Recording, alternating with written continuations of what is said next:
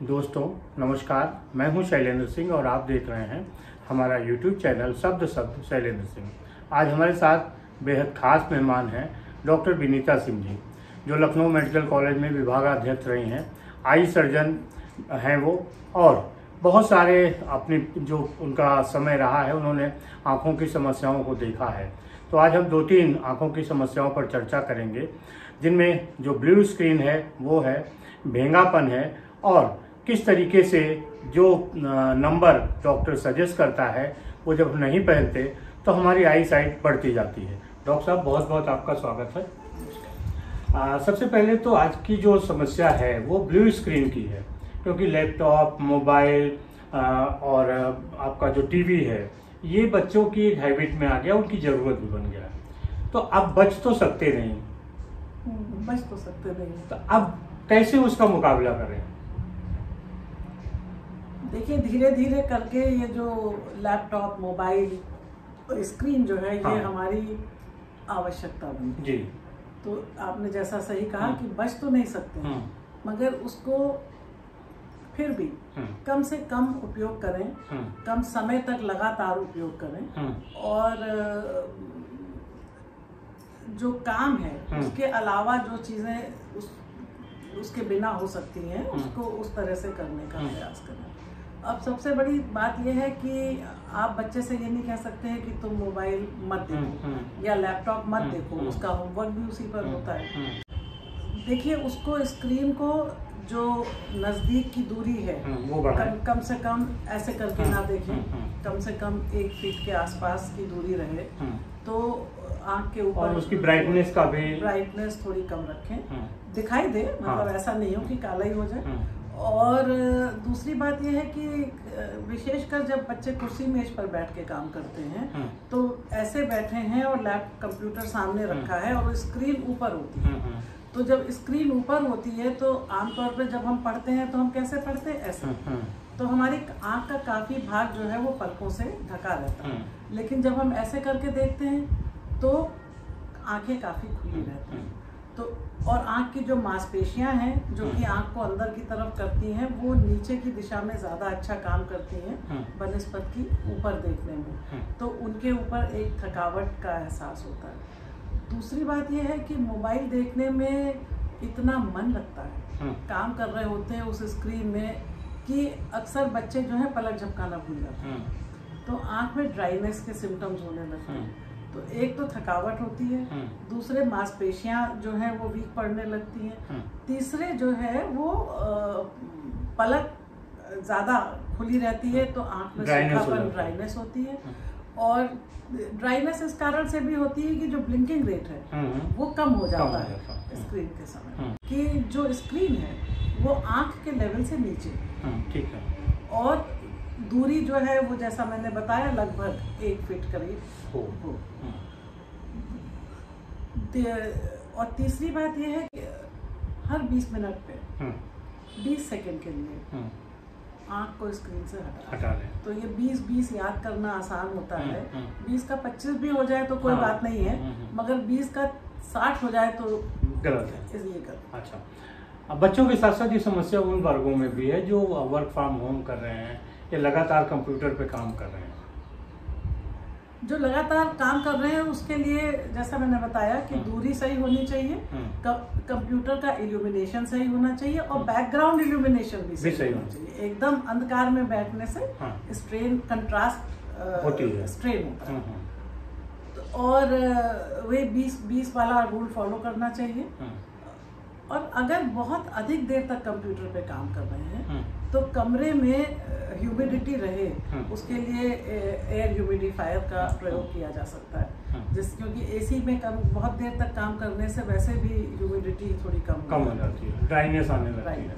अच्छा, और दूसरी बात यह है कि बच्चों की आंखों में खास तौर पे, बच्चों की बात मैं इसलिए कर रही हूँ क्योंकि वो इस समय ग्रोइंग एज में होते हैं, उनकी आंखें मैच्योर हो रही होती हैं, तो उस समय जो भी कोई प्रभाव होता है उसका दुष्प्रभाव बहुत लंबे समय तक बच्चे के ऊपर रह सकता है। तो हम लोगों ने देखा यह है कि बच्चों की जो दृष्टि है उसमें चश्मे का नंबर आने लगता है। और कई स्टडीज में देखा गया है कि जो मायोपिया एरर होता है वो बच्चों में ज्यादा आजकल देखा जा रहा है बनस्पत पहले। तो इस बात को हम लोग अगर मानते हैं तो जब बच्चे का नंबर आता है, छोटे बच्चे का विशेषकर, तो परिवार में एक जैसे लगता है कि बहुत कुछ गलत हो गया, क्या हो गया। माँ बाप तो ये मानना ही नहीं चाहते हैं कि बच्चे के चश्मे का नंबर है भी, और अगर मान भी लेते हैं तो वो पहनाना नहीं चाहते।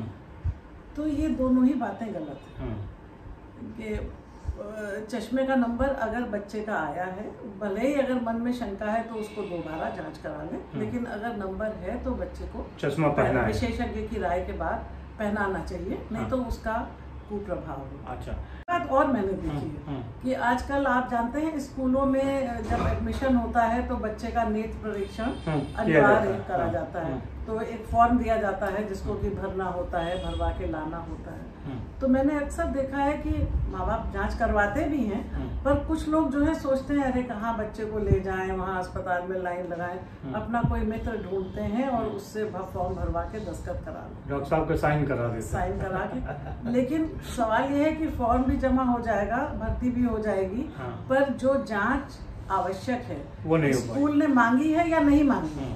छोटे बच्चों की जांच तो होनी ही चाहिए, जिसको हम लोग कहते हैं चाइल्डहुड स्क्रीनिंग, तो वो हर बच्चे की होनी चाहिए, क्योंकि बच्चों में कुछ दोष होते हैं जो कि बच्चा नहीं बता पाता है। और अगर उनका इलाज उस समय मिल जाए तो सुधारा जा सकता है।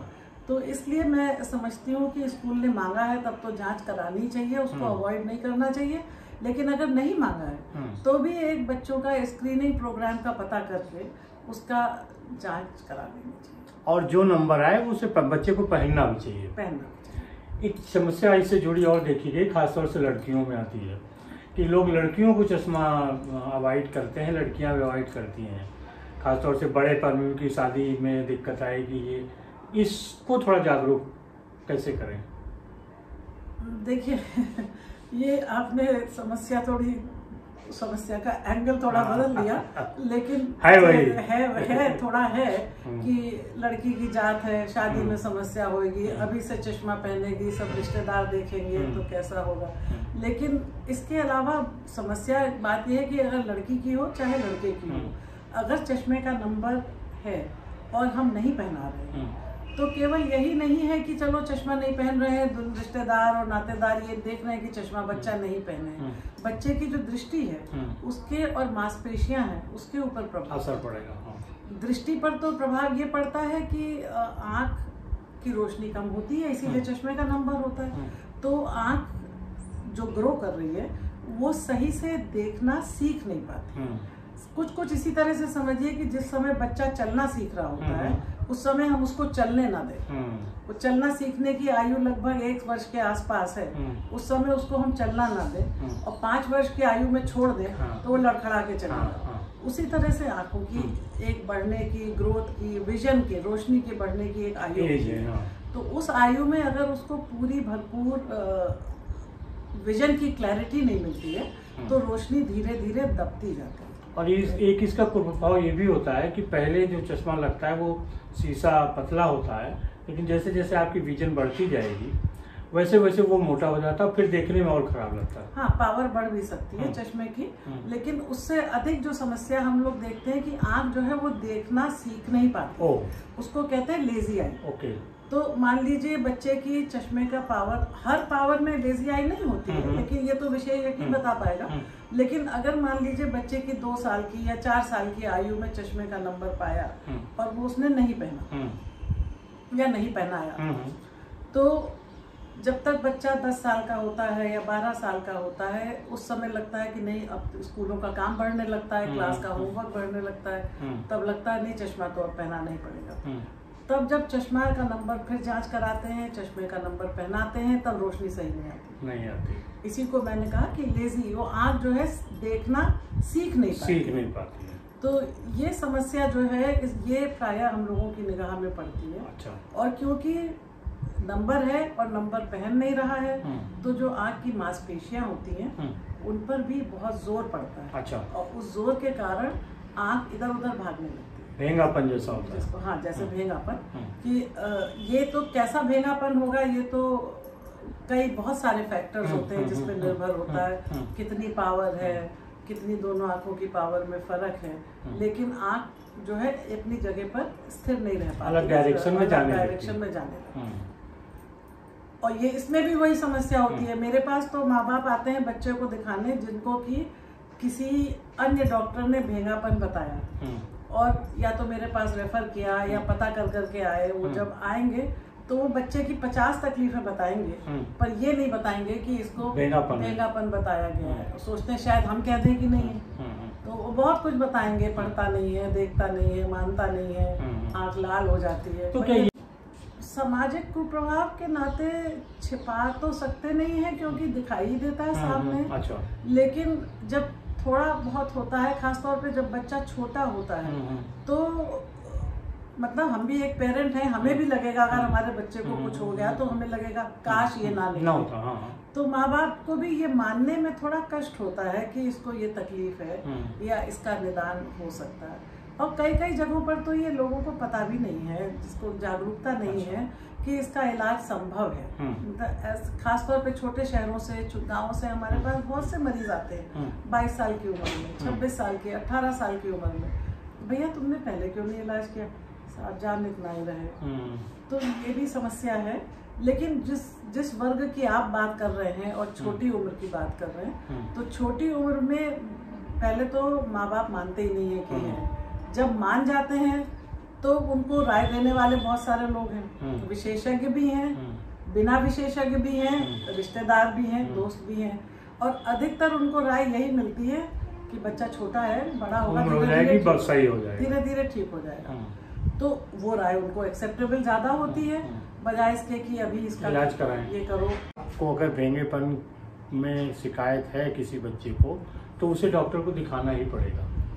डॉक्टर को दिखाना ही पड़ेगा। और देखिए, भेंगापन एक बहुत बड़ा एक शब्द है जो कि बहुत तरह की आंख की समस्याओं को लेकर आता है। अच्छा, जैसे कि इसमें अब ये बताना इस समय बड़ा मुश्किल है। बहुत तरह के स्क्विंट होते हैं। स्क्विंट, भेंगापन माने स्क्विंट बहुत तरह के होते हैं।